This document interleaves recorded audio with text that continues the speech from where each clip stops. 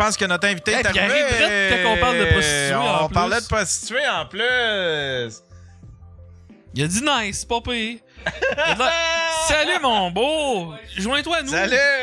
Viens t'asseoir sur le podcasting couch. Ouais, viens t'asseoir, mon chum. Stifi, c'est Ouvre ton PA, micro puis prends-toi PA des écouteurs. Mesdames et messieurs! Bonsoir! Ça mérite des applaudissements, mon Yann. Ouais, si, attends un peu, là, on a un jingle, tiens. Nice! Comment ça va? Ça va bien? Ouais? Hey, la 30, c'est comme Walking Dead un peu, hein? Je sais pas. Quand t'arrives là, après la Violette, là, pis il y a comme un bout d'autoroute défaite, là. Ah, je sais pas. Ouais, quand tu... je me sentais dans Walking Dead. Ah ouais? C'est quoi, c'est de la construction ou... Non, ils ont laissé un vieux bout d'autoroute, là. Ah oui, oui! Ça fait... Ah oui, puis il y a des vieux hôtels, des vieux... Ouais, ça faisait ça. Je sais pas, j'étais dans mon char, c'est comme il y a un zombie qui va me sauter dessus. Ah ouais, c'est beau parce qu'il y a comme une espèce de vieille pancarte, de vieil hôtel, là, style des années 70, là. Ouais, c'est ça. Ça fait des astis de belles photos, ça. C'est une place parfaite pour ça. Ah ouais, ouais. Hey, je voulais vous dire merci de m'inviter sur le podcast. Puis moi, je vais commencer par dire, on va casser un abcès tout de suite. Puis je suis connaisseur en abcès, mon gars. Qu'est-ce que je suis connaisseur en abcès? Donc, ils disent, là, il est arrivé en retard. Cette semaine, là, je l'ai offert à plusieurs personnes qui m'écheuraient pour faire le hey, j'aimerais ça faire le Daily Buffer, j'aimerais ça faire un Daily Buffer. Puis ils me trouvaient toutes des excuses minables pour pas venir asseoir. Toi, c'était tout, hey, Chris, c'est que je veux le faire, puis je vais changer mon chiffre à la job, puis je vais partir tout de suite. T'es un warrior, man. Sans joke, merci. Un trooper, c'est un trooper. Mais yes. Mais c'est ça, je voulais le faire. Je t'avais déjà dit en plus que c'était dans ma checklist de faire le Daily Buffer parce que j'aime ce que tu fais. Ah, Chris, c'est bien fait. C'est ça, on dirait. J'ai eu une année et demie difficile. J'étais dans ta bucket list. T'étais dans ma bucket list. Il y a quoi d'autre? Je veux savoir à côté de quoi je suis. Je sais pas qu'est-ce qu'il y a d'autre dans ma bucket list, pour vrai. Réussir de vivre de mon contenu, mais ça, c'est difficile. Ouais, on va en parler parce que là, parle-nous de toi un peu parce que là, là en ce moment, tu streams beaucoup, mais t'as fait de la radio. On va partir du début. T'as étudié en quoi? T'as fait quoi? T'habites où? J'ai étudié au CRTQ à Québec, Collège de télévision de Québec. J'avais fait un autre cours de radio avant, je me souviens pas le nom, mais c'était comme un genre de 2-3 semaines. OK. Puis personne croyait que j'allais faire de la radio. J'étais emo dans le temps, les cheveux longs avec du Kitex et les ongles. Puis tu sais, je fitais zéro nulle part. On a ri toi avec ta rive. C'est correct. Si vous voulez aller voir sur mon Facebook, là. Chris de mode, ça a pas tenu, hein? Ça a pas collé. J'ai encore un peu le look, là. Je m'habille comme un gars qui joue d'un band de métal, mais. Je sais pas s'il va y avoir, tu sais, il y a tout le temps un retour des modes puis des looks, là. Il y a un retour. Mon petit garçon de 9 ans, là, il joue à Roblox, puis là, il me parle des emo dans Roblox. C'est revenu, non. ça. Ah ouais? Ouais. Ah, c'est drôle, ça, par exemple. Le retour des emo. Fait que t'étais emo, puis t'as fait un cours de radio. Ouais, j'avais les cheveux rouges en avant avec du blond. C'était dégueulasse. C'était dégueulasse, pour vrai. Je m'excuse à moi-même du passé. Mais finalement, tout le monde me dit, hey, tu sais, t'as une attitude un peu rock. Fait que tu fitterais à Radio X. Puis j'ai jamais fitté à Radio X. Ils ont jamais voulu rien savoir. Puis tu sais, moi, Marteau, t'en as parlé hier, la semaine passée, je pense, de Marteau, on voulait un bout. Puis moi, Marteau, c'était mon idole, tu sais. Marteau la botte, les flammes, puis toute la patente, là, puis je tripais bien gros là-dessus, puis finalement... Mon ami, c'était le nain qui le lançait. Ouais, c'était ton ami? Ouais. Pour vrai? Ben, il en a lancé plusieurs, là, mais c'était un des nains qui C'est lui qui mettait un casque, là, pour vrai.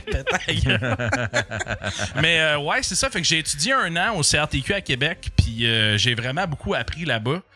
Puis ça m'a fait faire 10 ans de radio, mais ce qui est drôle, c'est que ma première... c'était quoi tes jobs de radio? Ta première job, je faisais du montage commercial. Je travaillais à Rythme FM à Québec. OK.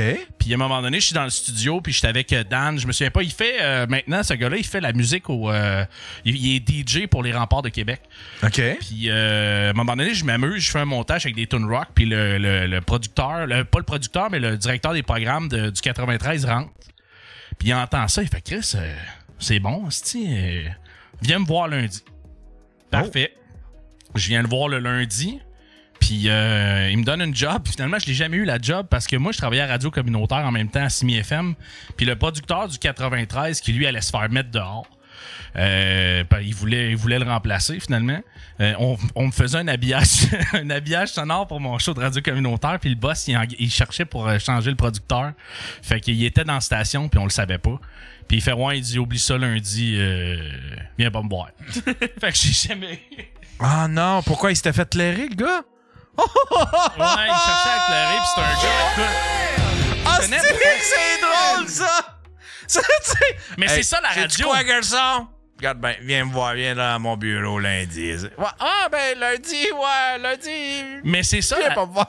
C'est ça, la radio. C'est ça qui est le pire. Chris, c'est cutthroat, là. C'est comme ça, pas de bon sens. T'es un fan de radio, tu sais, Yann, depuis longtemps, le stream, puis tout ça, tu sais, si t'avais pu avoir une job à radio, je pense que tu l'aurais fait, là. Tu l'aurais-tu fait? Non. Non? Je l'aurais fait pendant un bout parce que Radio X s'en venait à Montréal, puis un gars, il dit, je connais, il y a un gars qui voulait me faire rentrer à Radio X. Il connaissait des cadres de Radio X qui allaient ouvrir à Montréal. Ouais. Puis, mais là, en fait, compte, c'était, puis là, il m'en a parlé, puis là, j'ai écouté, puis j'ai fait comme, ah, je pensais pas que c'était ça. Moi, je pensais que c'était, parce que il me disait, moi, Radio X, je connaissais Radio X de Québec, je connaissais un petit peu, Jeff Fillion. Ouais. Mais là, je pensais que. Mais eux autres, ils me parlaient beaucoup de Howard Stern. Ça va être bien Howard Stern, puis Howard Stern. Mais en fait, compte, c'était très politique. Puis j'ai fait, c'est trop politique, esti. C'est ça ça me tente pas d'aller là, tu sais. J'y vais involontairement parce que je m'emporte, puis je parle de politique. Mais après ça, je le regrette tout le temps. Parce que je connais pas assez ça pour pouvoir me prononcer. Jeff, il connaît tous ses dossiers. Il connaît tout qui c'est qui a travaillé pour qui c'est qui a été dans quelle partie. Tu sais, il connaît la politique. Tu sais, on peut être d'accord ou pas avec, là, mais au moins, il connaît sa patente mieux que moi, tu sais. C'est tellement de la job, là, parler de politique, là, c'est se renseigner par-dessus ça. Moi aussi, tu sais, aussitôt que même dans la vie de tous les jours, là, on se mettrait à parler de politique, j'étais comme, OK, les boys, bonne soirée. Ouais. Je veux rien savoir, ça m'intéresse pas. Ouais, puis c'est pas ça qu'il fait Howard Stern. Howard Stern, c'est que du divertissement. Tu sais, c'est rare, des fois, il va émettre une petite opinion politique, mais c'est rare qu'il va passer une semaine complète là-dessus. Puis là, j'essayais de le dire, puis c'est aussi ce qui a fait que ça n'a pas marché à Montréal, parce qu'à Montréal, les gens, ils étaient tannés à l'époque où est-ce que Radio X est arrivé. Les gens étaient déjà tannés, ils étaient tannés de la politique. Tu sais, à Québec, le monde aime la politique. C'est une espèce de petit showbiz. Ce qui arrive avec Québec, c'est que c'est une ville de fonctionnaires plus, tu sais. Puis je dis pas ça méchamment, mais c'est vraiment ça. Le gouvernement est là. Crise de fonctionnaires. Mais c'est vrai. Fait que dans le fond, c'est ça. Puis j'ai commencé à Rythme FM. J'ai fait ça pendant. J'ai fait ça 2 étés de temps, si je me souviens bien. Puis après ça, j'avais un de mes amis qui travaillait à Saint-Georges-de-Beauce, qui lui a travaillé à Radio X. Yannick Marceau, tu connais? Oui, Marceau. Ouais. Ben, Marceau, il dit au directeur à Saint-Georges, hey, ce petit gars-là, va le chercher. Il est flyé, il est sauté, puis je me suis ramassé là à Saint-Georges-de-Beauce. J'animais un show qui s'appelait Le meilleur show au monde. Tu sais, puis à un moment donné, j'ai envoyé promener un propriétaire de McDo, ce qui est un gars qui m'appelle pour m'écœurer. Tu sais, puis moi, j'étais des lignes ouvertes, tu réponds. Puis, tu sais, je répondais live, là. Il n'y avait pas de fil comme tu fais, mettons, dans ton show, là. Puis, le gars, il m'a envoyé un insulte. Je dis, va donc chier si tu manges de Big Mac. Puis, je raccroche. Il y a un propriétaire de McDo qui m'appelle. Hey, toi, mon tabarnak, je suis propriétaire du McDo à Saint-Georges-de-Beauce. Puis là, j'ai juste répondu, fends ta gueule. Puis j'ai passé à d'autres choses, tu sais. Mais j'étais un peu baveux. Puis j'avais réussi à faire des affaires que si tu vois jamais à radio, je pouvais tourner une toune de métal. Tu vois pas grand-chose à radio. C'est rendu fade en esti. Non, mais tu vois plus grand-chose à radio. Il se passe rien. C'est rendu, c'est genre, tu sais. Puis même, j'ai travaillé à Énergie pendant 6 ans. Puis j'ai réussi à faire une couple d'affaires, à placer des affaires, tu sais, puis essayer des affaires, puis les décoincer un peu. Puis quand Bell a acheté, là, oublie ça, là. Ils ont tout fucké. Il doit avoir une. Ça doit être. Nous autres, on va vous dire. Nous autres, on sait comment ça marche. Ben, ce qui est arrivé, en fait, là, c'est que moi, j'animais la hitlist le soir en 18h puis 20h. Puis je m'occupais de paramétrer les grandes gueules. Je m'occupais des pauses, le temps des pauses de Montréal. Fallait qu'il fitte avec Drummond, tu sais. Puis quand Bell a acheté, ils ont fait, hey, les soirées deviennent Montréal. Ils ont tué l'espèce de feeling que le monde de région ont de Chris, c'est ma radio à moi, ça, tu sais. C'est ma radio, puis c'est mon animateur, tu sais. Moi, je me faisais dire salut à l'épicerie, puis j'étais comme, hein, quoi, tu sais. Mais, tu sais, c'était le fun, puis le monde tripait, puis quand je suis parti, tout le monde, tu sais, il y a plein du monde qui m'ont écrit, puis c'est plus pareil. Puis, je sais pas si connaissez-vous Philo Lirate, qui est rendu à C'est quoi maintenant? Ouais, je le connais. Ouais, Philo, j'ai travaillé avec un petit peu. Puis, tu sais, pendant ce temps-là, c'était la meilleure job que j'ai. C'est mon meilleur timing radio ever, là, avec Philo Lirate qui animait le matin. Moi, j'animais le soir. On se faisait des mauvais coups. Fait que, tu sais, quand l'auditeur il écoutait ça, il était comme Chris, il va faire quoi, lui, le soir, tu sais? Puis là, il attendait au lendemain. Fait qu'il y avait toujours un espèce de running gag qui roulait de qu'est-ce qui va se passer, tu sais. Puis, quel genre de coup vous faisiez? Ah, ben, moi, à un moment donné, j'ai saran wrappé le studio complet, là. J'étais arrivé avec un rouleau de saran wrap, mais autour de la console, puis des micros. À un moment donné, qu'est-ce que j'ai fait? J'ai mis toutes les poubelles de la station sur les bureaux, dans le studio, mais eux autres, ils arrivent serrés, là. Fait que là, ils étaient comme tabarnak. On va être en retard, esti. Puis, qu'est-ce que j'ai fait? J'ai rempli plein de verres d'eau, je les ai mis partout à terre, fallait qu'ils enlèvent un par un. Oh non. Fait que, tu sais, c'était tous des petits coups de même, c'est rien de compliqué, là, mais c'était ça. Saint-Georges, quoi qui est arrivé, là? Tu disais Saint-Georges, Saint-Georges, pour vrai, là, ils ont coupé mon contrat parce qu'ils ont changé, ils ont changé de directeur, puis le directeur, mais c'est toujours ça. Quand la direction change, là, check tes fesses, tu sautes. 99% du temps. Ouais. Même si tu as le meilleur show du monde, là, ça se fait aussi en TV. Ils sont tellement complexés là, quand ils arrivent. Là, ils veulent pas que l'ancien ait du crédit parce que lui, il est supposé de régler le problème que l'ancien était. Fait que là, ils peuvent pas avouer le bon travail de l'ancien. Fait que ils vont tout flusher. Fait qu'ils vont flusher tout le monde.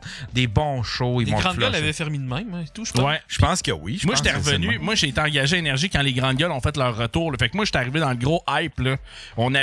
J'arrivais de Bécomo. J'ai travaillé à Bécomo 5 mois, qui étaient les 5 mois les plus longs de ma vie. Tu sais, au début, t'arrives là, tu te fais plein d'amis. C'est comme, c'est cool, un nouveau, tu sais, on le sort. Mais après 2 mois, j'étais tout seul dans ma chambre à jouer du Guitar Hero. Ah ouais, tout le monde a sa vie, là. Après ça, là, Chris, c'est ça. Fait que là, j'ai envoyé mon démo tout de suite à Énergie, je cherchais quelqu'un, puis finalement, j'ai fait un aller-retour, le Bécomo Drummondville, puis j'ai eu la job. Mais ça a été le temps le plus long, les 5 mois. Tu sais, j'ai rien contre les gens de Bécomo, mais quand tu viens pas de là, il n'y a rien à faire en asti. Regarde la caméra et dis, vous avez une ville de marde, Bécomo. Selon FAF, OK? Bécomo, vous avez un hostie de ville de merde.